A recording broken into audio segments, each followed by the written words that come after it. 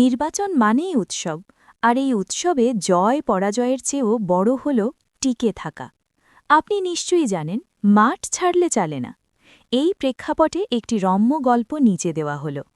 বিজু মিয়ার ভোট বিপ্লব। গফুর মিয়া এবার এমপি পদে দাঁড়িয়েছেন। প্রতীক পেলেন বেহালা। এলাকার লোকজন হাসাহাসি করছে, বিজু ভাই গান তো পারেন না, বেহালা দিয়ে কি করবেন? বিজু মিয়া দাঁত বের করে হাসেন।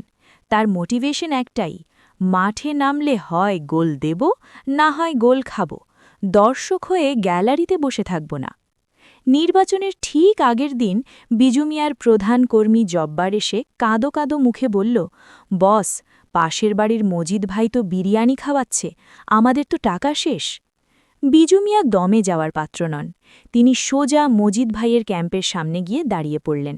সবাই অবাক। তিনি মাইক্রোফোন হাতে নিয়ে ঘোষণা করলেন, ভাই সব, মজিদ ভাই আপনাদের বিরিয়ানি খাওয়াচ্ছেন, এটা তার বড় মন। পেট ভরে খান, কারণ শক্তি না থাকলে কাল ভোট কেন্দ্রে গিয়ে আমার বেহালা মার্কায় সিলটা যেবেন কিভাবে। উপস্থিত জনতা হাততালিতে ফেটে পড়ল।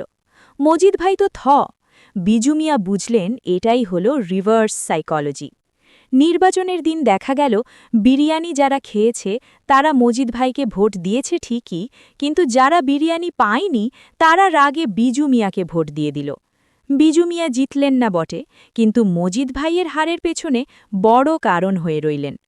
পরাজয়ের পর যখন সাংবাদিকরা তাকে জিজ্ঞেস করল, আপনার অনুভূতি কি? বিজু মিয়া বুক ফুলিয়ে বললেন, হার জিত বড় কথা নয়, আমি তো প্রমাণ করলাম অন্যের খরচে বিরিয়ানি খেয়েও নিজের সিদ্ধান্তে অটল থাকা যায়। এটাই প্রকৃত গণতন্ত্রের মোটিভেশন। বন্ধুরা, গল্পটি রম্য গল্প ছিল, কেউ ব্যক্তিগতভাবে নেবে না।